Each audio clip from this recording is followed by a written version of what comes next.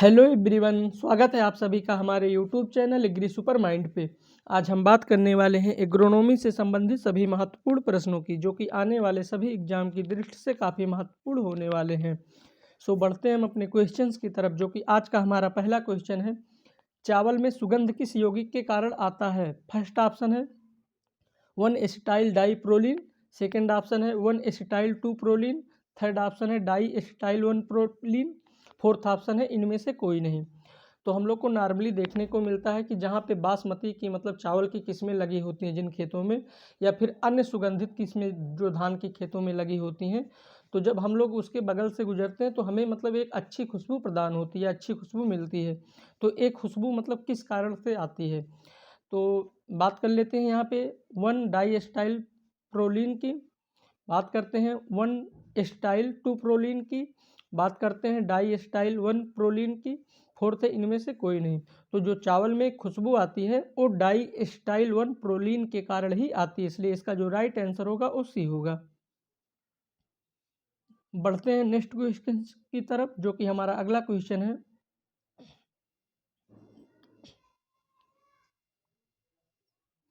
खड़ी फसलों में उर्वरकों के प्रयोग को क्या कहते हैं? फर्स्ट ऑप्शन है बेसल एप्लीकेशन, सेकंड ऑप्शन है टॉप ड्रेसिंग, थर्ड ऑप्शन है बैंड प्लेसमेंट, फोर्थ ऑप्शन है ए एंड बी। तो जो खड़ी फसल होती है इसमें जब हम लोग उर्वरक डालते हैं तो इसको क्या बोलते हैं?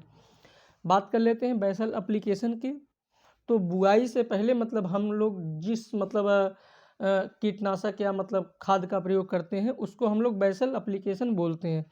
और यह जो मतलब फॉर्म, यह जिस फॉर्म में दिया जाता है वो पाउडरी फॉर्म में दिया जाता है, यानी जो पाउडर का फॉर्म होता है उस फॉर्म में हम लोग इसका उपयोग करते हैं। अगर बात करते हैं टॉप ड्रेसिंग की, तो जो खड़ी फसलों में उर्वरकों का प्रयोग किया जाता है उसको हम लोग टॉप ड्रेसिंग बोलते हैं, इसलिए इसका जो राइट आंसर होगा वो बी होगा।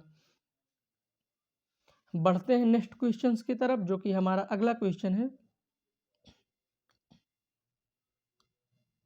रिले फसल के जनक कौन हैं? फर्स्ट ऑप्शन है पॉल मुलर, सेकंड ऑप्शन है S S Ben, third option है जेडलर, फोर्थ ऑप्शन है सोरेंस। तो यहाँ पे बात कर लेते हैं रिले क्रॉप की, कि रिले क्रॉप क्या होता है। थोड़ा एक छोटे से फिगर के माध्यम से हम लोग मेंशन करेंगे कि सपोज दैट कोई फील्ड है, खेत है, तो यहाँ पे मतलब कोई फसल लगी हुई है और इस फसल का मतलब कटाई का टाइम हो चुका है, यानी ये फसल काटने के करीब पहुंच चुका है। तो इस फसल की कटाई करने से पहले, ये फसल जो है इस फसल की कटाई करने से पहले हम लोग जिन दूसरे फसल को लगा देते हैं, मतलब पहला जो फसल है उसकी कटाई करने से पहले, फसल की कटाई अभी हो नहीं चुकी है, फसल की कटाई होने से जस्ट पहले हम लोग दूसरी फसल को लगा देते हैं, तो उसको हम लोग रिले क्रॉपिंग बोलते हैं। यानी कोई भी फसल हो उसकी कटाई करने से ठीक 10 से 12 दिन पहले दूसरी फसल लगा देना ही रिले क्रॉपिंग कहलाता है। तो यहाँ पे बात की जा रही कि रिले क्रॉपिंग के जनक कौन हैं, तो इसका जो राइट आंसर होगा वो एस एस बेन होगा, यानी बी इज राइट आंसर। अगर बात कर लेते हैं पॉल मुलर की, तो पॉल मुलर जो थे इन्होंने डीडीटी इंसेक्टिसाइड की खोज की थी। पॉल मुलर ने किस चीज़ की खोज की थी? तो इन्होंने D D T DDT insecticide की खोज की थी। अगर बात करते हैं सोरेंसन की, तो सोरेंसन ने पीएच स्केलर की खोज की थी। तो यहाँ पे जो राइट आंसर होगा वो बी होगा, एस एस बेन, यानी रिले क्रॉपिंग के जो जनक हैं वो एस एस बेन है। बढ़ते हैं नेक्स्ट क्वेश्चन की तरफ, जो कि हमारा अगला क्वेश्चन है। तंबाकू के पौधे का सबसे महत्वपूर्ण भाग कौन सा होता है? फर्स्ट ऑप्शन है फूल, सेकंड ऑप्शन है जड़, थर्ड ऑप्शन है पत्ती, फोर्थ ऑप्शन है मूल रोम। तो तंबाकू के पौधे का जो सबसे महत्वपूर्ण भाग होता है वो पत्ती होता है, क्योंकि हम लोग को पता है कि जो तंबाकू में मतलब खाया जाता है, जो तंबाकू खाया जाता है हम लोग उसको तंबाकू की पत्ती बोलते हैं। तो यहाँ पे बात तंबाकू के पौधे के सबसे महत्वपूर्ण भाग की हो रही, तो उसका जो सबसे महत्वपूर्ण भाग होता है वो पत्ती होता है। तो इसलिए इसका जो राइट आंसर होगा वो सी होगा। और अगर बात करते हैं मूल रोम की, तो इसको मूल रोम को अगर संक्षिप्त में जाए तो जो मतलब पेड़ के नीचे, पौधों के नीचे जो जड़ें होती हैं, उन जड़ों से छोटे छोटे रेशे निकले होते हैं फाइबर के समान, तो उन्हीं को हम लोग मूल रोम बोलते हैं। बढ़ते हैं नेक्स्ट क्वेश्चन की तरफ, जो कि हमारा अगला क्वेश्चन है। नमी बनाए रखने के लिए जई को गर्म करना भंडारण के लिए कहलाता है। फर्स्ट ऑप्शन है क्लीनिंग, सेकंड ऑप्शन है ब्रेकिंग, थर्ड ऑप्शन है स्टिकिंग, फोर्थ ऑप्शन है बर्निंग। तो जो जई होता है, इसमें जो नमी की मात्रा होती है, इसको हम लोग बनाए रखने के लिए क्या करते हैं, क्योंकि जो सीड होते हैं इनको हम लोग को भंडारण भी करना होता है, तो इसकी जो नमी होती है उसको बनाए रखने के लिए हम लोग गर्म करके मतलब उसका भंडारण करते हैं। गर्म का मतलब है कि हल्का सा मतलब उसको टेम्परेचर देके मतलब स्टोरेज करते हैं। तो इसका जो राइट आंसर होगा वो ए होगा, कीलिंग। यानी कीलिंग के माध्यम से हम लोग जई की नमी को मेंटेन रखते हैं। तो इसलिए इसका जो राइट आंसर होगा वो ए होगा। बढ़ते हैं नेक्स्ट क्वेश्चन की तरफ, जो कि हमारा अगला क्वेश्चन है। गन्ने में सूखे और पुराने पत्तों को हटाना क्या कहलाता है? फर्स्ट ऑप्शन है माल्चिंग, सेकेंड ऑप्शन है प्रोपिंग, थर्ड ऑप्शन है डिट्रेसिंग, फोर्थ ऑप्शन है स्टेकिंग। तो हम लोग जब खेतों में देखते हैं कि गन्ने के खेतों में जाते हैं, देखते हैं तो गन्ने की मतलब जो कुछ पत्तियां होती सूख जाती हैं, तो उनको मतलब हटाना क्या कहलाता है? जब उन पत्तियों को गन्ने के ऊपर से हम लोग हटा देते हैं तो उसको क्या बोलते हैं? तो जो बात करते हैं पहले यहाँ पे चारों ऑप्शंस की, तो जो माल्चिंग होता है, माल्चिंग में क्या करते हैं कि खेतों के ऊपर हम लोग पुआल, जो धान का मतलब पौधा होता है सूख जाता है, उसको हम लोग पुआल बोलते हैं, तो उसको मतलब बिछा देते हैं या फिर पॉलीथीन को बिछाया जाता है, इसको हम लोग माल्चिंग बोलते हैं। जैसे नॉर्मली हम लोग खेतों में देख लेते हैं कि जब हम लोग जहाँ पे लहसुन हो गया या फिर प्याज हो गया, उसमें जो मतलब उसका मतलब जब हम लोग सीड लगा देते हैं खेत में, तो अंकुरण से पहले हम लोग उसके ऊपर मतलब धान का पुआल लगा देते हैं, तो देखने को नॉर्मली मिल ही जाता है हम लोग को गाँव में। अगर बात कर लेते हैं प्रोपिंग की, तो प्रोपिंग में क्या करते हैं कि गन्ना का जो खेत होता है, तो हम लोग देखते हैं गन्ने को मतलब 10-5 गन्ने को एक साथ करके मतलब बांध दिया जाता है, इसी को हम लोग प्रोपिंग बोलते हैं। अगर बात करते हैं डी ट्रेसिंग की, तो जो गन्नों की सूखी या पुरानी पत्तियां होती हैं उनको हटाने के लिए मतलब जिस मेथड का उपयोग किया जाता है उसको हम लोग डी ट्रेसिंग बोलते हैं, इसलिए इसका जो राइट आंसर होगा वो सी होगा। बढ़ते हैं नेक्स्ट क्वेश्चन की तरफ, जो कि हमारा अगला क्वेश्चन है।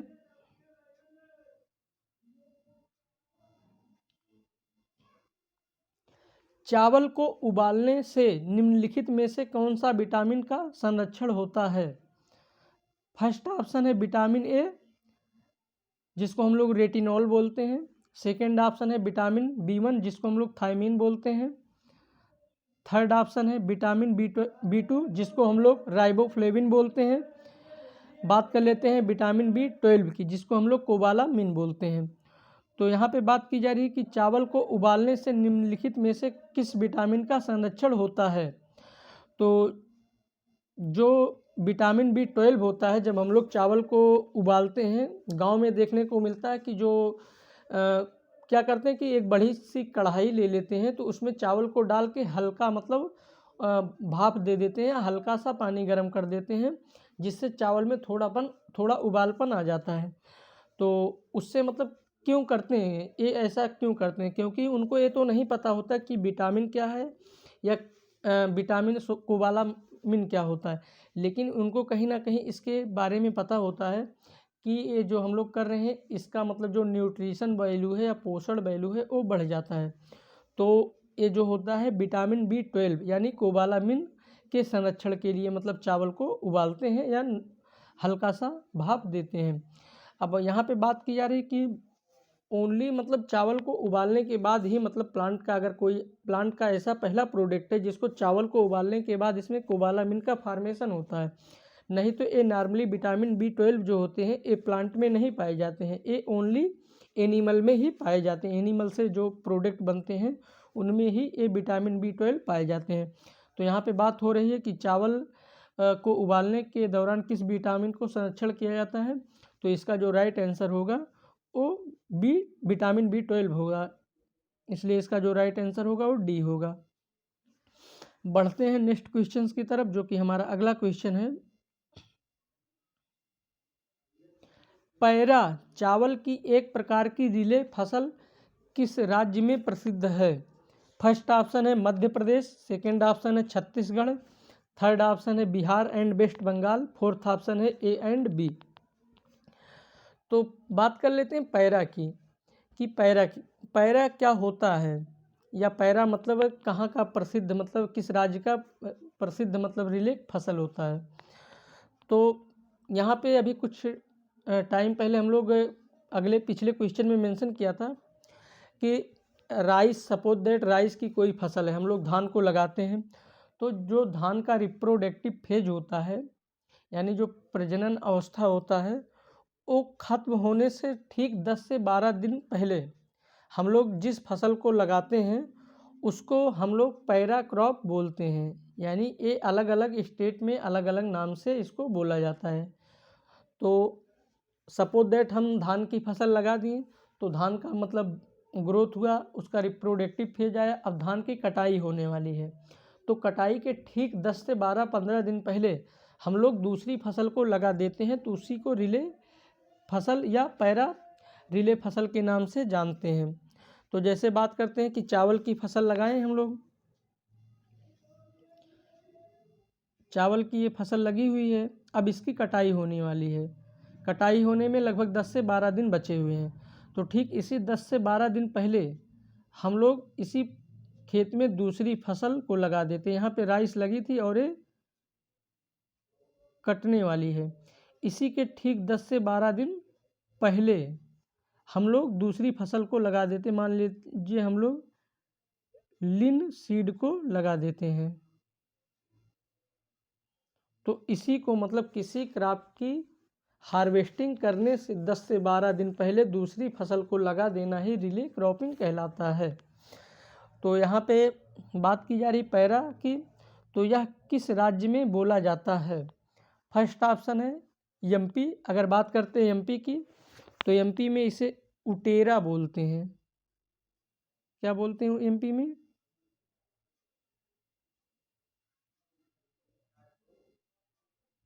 उटेरा बोला जाता है। अगर बात करते हैं छत्तीसगढ़ की, तो छत्तीसगढ़ में भी इसको उटेरा बोलते हैं। अगर बात कर लेते हैं बिहार एंड वेस्ट बंगाल की, तो बिहार और वेस्ट बंगाल में जो रिले क्रॉपिंग फसल होता है, इसको हम लोग पैरा के नाम से भी जानते हैं या पैरा बोलते हैं।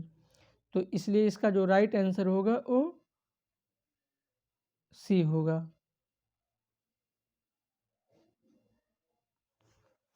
बढ़ते हैं नेक्स्ट क्वेश्चंस की तरफ, जो कि हमारा अगला क्वेश्चन है। जूट की बीज दर होती है। फर्स्ट ऑप्शन है 15 से 20 केजी पर हेक्टेयर, सेकंड है 6 से 8 केजी पर हेक्टेयर, थर्ड है 4 से 5 केजी पर हेक्टेयर, फोर्थ है 80 से 100 केजी पर हेक्टेयर। तो बात करते हैं चारों ऑप्शंस की कि बीज दर की मतलब जूट की बीज दर क्या होती है।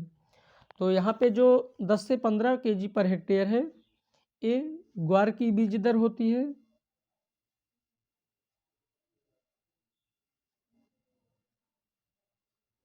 बात करते हैं जूट की, तो जूट की जो बीज दर होती है वो 6 से 8 केजी पर हेक्टेयर होती है।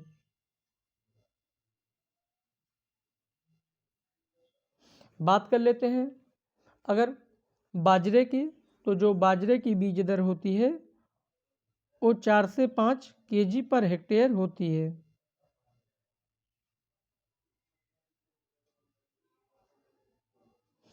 और बात करते हैं अगर 100 से 80 केजी पर हेक्टेयर की, तो ए गेहूं,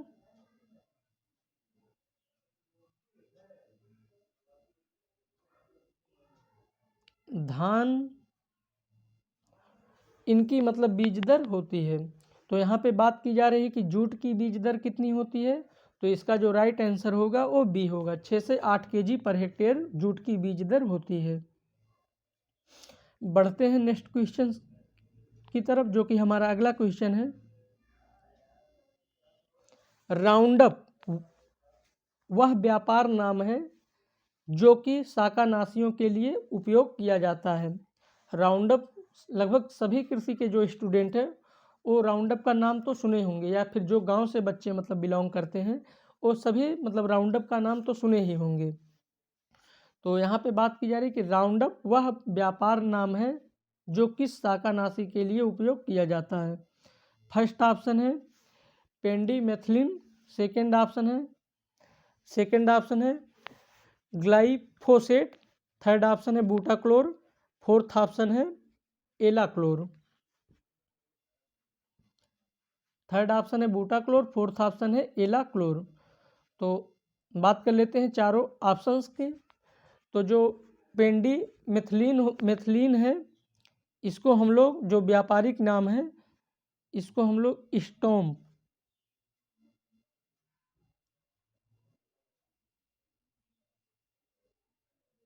इसका जो व्यापारिक नाम होता है इसको हम लोग स्टॉम्प के नाम से जानते हैं। अगर बात करते हैं जो राउंडअप होता है, राउंडअप का जो व्यापारिक नाम होता है और शाकानाशी के लिए यूज करते हैं, उसका जो मतलब यानी वो ग्लाइफोसेट का मतलब जो व्यापारिक नाम होता है वो राउंडअप होता है, इसलिए इसका जो राइट आंसर होगा वो बी होगा। बात कर लेते हैं अन्य ऑप्शंस की। तो जो बूटाक्लोर होता है इसका मतलब जो व्यापारिक नाम होता है वो मसेठी होता है।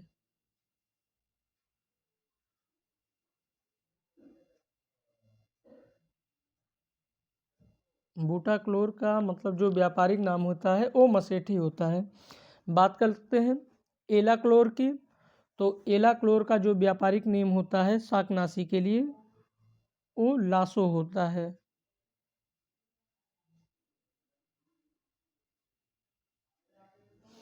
तो यहाँ पे बात की जा रही कि राउंडअप जो है उसका व्यापारिक नाम क्या होता है। तो राउंडअप का जो व्यापारिक नाम होता है वो ग्लाइफोसेट होता है, इसलिए इसका जो राइट आंसर होगा वो बी होगा। बढ़ते हैं नेक्स्ट क्वेश्चन की तरफ, जो कि हमारा अगला क्वेश्चन है। पहला राष्ट्रीय अनुसंधान केंद्र किसके लिए स्थापित किया गया था। फर्स्ट ऑप्शन है गन्ने के लिए, सेकंड ऑप्शन है मूंगफली के लिए, थर्ड ऑप्शन है कपास के लिए, फोर्थ ऑप्शन है बाजरा के लिए। तो जो पहला मतलब राष्ट्रीय अनुसंधान केंद्र यानी जिसको हम लोग एनआरसी बोलते हैं, किसके लिए स्थापित किया गया था, तो इसका जो राइट आंसर होगा वो बी होगा। पहला जो राष्ट्रीय अनुसंधान केंद्र स्थापित किया गया था वो मूंगफली के लिए किया गया था, इसलिए इसका राइट आंसर जो होगा वो बी होगा। बढ़ते हैं नेक्स्ट क्वेश्चन की तरफ, जो कि हमारा अगला क्वेश्चन है।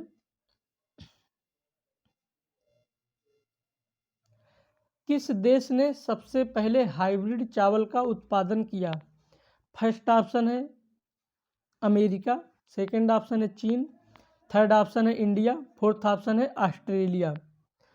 तो बात करते हैं कि सबसे पहले देख लेते हैं कि मतलब जो हाइब्रिड चावल के पिता या जनक जिसको बोलते हैं वो किसको बोलते हैं। तो जो हाइब्रिड राइस है उनके जनक जो हैं उनका जो नाम है यांग लोंग पिंग। उनका क्या नाम है, योंग लोंग पिंग।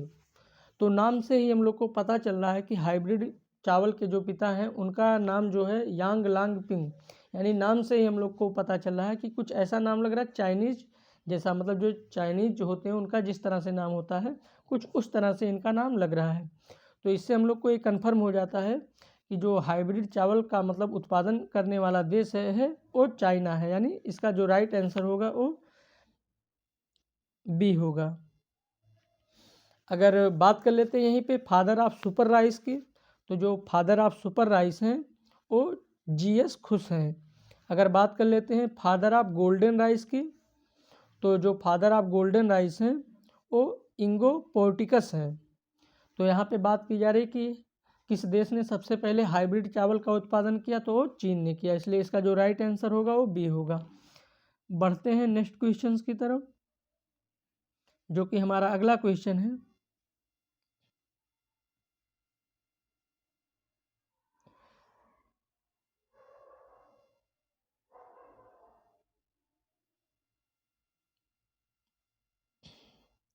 हिडन हंगर का अर्थ है, फर्स्ट ऑप्शन है visual deficiency symptom are suppressed by other element, यानी जो विजुअल डिफिशियंसी के सिम्पटम होते हैं वो मतलब दूसरे सिम्पटम के द्वारा दबा लिए जाते हैं। यानी जो मतलब विजुअल डिफिशियंसी मतलब आपको ऐसा लगता है कि मतलब ये चीज़ें तो दिख रही हैं, लेकिन क्या होते हैं कि वो दो दूसरे एलिमेंट होते हैं उन डिफिशियंसी को दबा देते हैं, जिससे मतलब वो डिफिशियंसी दिखती नहीं है। बात करते हैं सेकेंड ऑप्शन की, deficiency symptom are seen when the nutrient is deficient. जब मतलब किसी फसल में या किसी मतलब पौधों में मतलब न्यूट्रिएंट की कमी हो जाती है तो उसके जो सिम्पटम होते हैं वो दिखने लगते हैं। बात करते हैं थर्ड ऑप्शन की, the nutrition is not deficient but apparently seen to be deficient. कोई भी न्यूट्रिशन है जो डिफिशियंट नहीं शो करता, बल्कि ऐसा लगता है कि वो डिफिशियंट है, मतलब डिफिशियंट तो शो नहीं करता लेकिन अंदर अंदर क्या है उसके अंदर कुछ ना कुछ कमी होती है। और बात कर लेते हैं ऑप्शन नंबर डी की, सेवर इल्ड रिडक्शन में occurs without appearance of deficiency symptom. तो इसका जो राइट आंसर होगा वो डी होगा, कि मतलब जो होता है कि मतलब सिम्पटम तो हम लोग को दिखाई नहीं देते, मतलब एक्चुअली बोलते हैं कि भूख तो लगी लेकिन मतलब हम लोग बोल नहीं पा रहे हैं कि हम लोग को खाना या नहीं खाना। तो वही है कि सिम्पटम क्या होते हैं, अचानक एकाएक हम लोग को जब किसी चीज़ की कमी होती है तो वो एकदम लास्ट स्टेज में जब उसकी हार्वेस्टिंग होने से कुछ दिन पहले हम लोग को ये सिम्पटम दिखाई देते हैं। तो इसलिए इसका जो राइट आंसर होगा वो डी होगा। बढ़ते हैं नेक्स्ट क्वेश्चन की तरफ, जो कि हमारा अगला क्वेश्चन है, धान की रुपाई के लिए इष्टतम मानी जाने वाली पत्तियों की संख्या है। फर्स्ट ऑप्शन है 1 से 2 पत्तियाँ, सेकेंड ऑप्शन है 2 से 3 पत्तियाँ, थर्ड ऑप्शन है 3 से 4 पत्तियाँ, फोर्थ ऑप्शन है 5 से 7 पत्तियाँ। तो जो धान की इष्टतम यानी सबसे अच्छी रुपाई का टाइम होता है वो आप मतलब धान के पौधों को देखकर बता सकते हैं कि कितनी पत्तियां होने पे हम लोग धान की रुपाई कर सकते हैं। कुछ तो होता है नॉर्मली दिन के आधार पे होता है, जैसे कुछ मेथड होते हैं उनमें कुछ दिन होता है कि हम लोग आज नर्सरी डालें तो इतने दिनों में तैयार हो गया। अगर हमें मान लीजिए दिन का अनुमान नहीं है तो हम लोग पत्तियों की जो संख्या है वो देखकर भी धान की रुपाई कर सकते हैं। तो यानी कितनी पत्तियां होनी चाहिए मतलब एक नर्सरी में पौधों में कि इसके बाद हम लोग धान की रुपाई कर सकें। तो इसका जो राइट आंसर होगा वो सी होगा, यानी जब धान के पौधे में धान की जो नर्सरी हम लोग डालते हैं उसमें जब 3 से 4 पत्तियां आ जाती हैं तो ये समझ जाइए कि मतलब धान जो है वो रुपाई करने के लिए तैयार हो गया है। तो इसलिए इसका जो राइट आंसर होगा वो सी होगा। बढ़ते हैं अपने आखिरी क्वेश्चंस की तरफ, जो कि हमारा आज का आखिरी क्वेश्चन है, हरा सोना किस प्रोडक्ट से प्राप्त किया जाता है। फर्स्ट ऑप्शन है डेयरी प्रोडक्ट से, सेकंड ऑप्शन है कार्न प्रोडक्ट से, थर्ड ऑप्शन है हॉग्स प्रोडक्ट से, हॉग्स प्रोडक्ट्स जिसको हम लोग पिग फार्मिंग यानी मतलब शुगर का मतलब फार्मिंग बोलते हैं, इसको हॉग फार्मिंग बोलते हैं, और फोर्थ है बम्बू प्रोडक्ट्स। तो जो हरा सोना होता है, अगर यहाँ पे बात की जाए डेयरी प्रोडक्ट की, तो एक प्रकार से समझ लीजिए डेयरी प्रोडक्ट्स से मतलब क्या हो गया, इसको वाइट सोना बोल सकते हैं। बात कर लेते हैं अगर कॉर्न प्रोडक्ट की, तो कॉर्न जो मक्का होता है पीले रंग का होता है, तो इसको हम लोग एक प्रकार से पीला सोना बोल सकते हैं। हॉक्स की अगर बात की जाए तो ये मतलब शुगर फार्मिंग के लिए यूज किया जाता है। वो अगर बात करते हैं बम्बू प्रोडक्ट्स की, तो जो हरा सोना प्रोडक्ट प्राप्त होता है वो बम्बू से प्राप्त होता है, इसलिए इसका जो राइट आंसर होगा वो डी होगा। आज का हमारा वीडियो यहीं तक, मिलते हैं नेक्स्ट वीडियो में, तब तक के लिए good luck, take care, bye bye.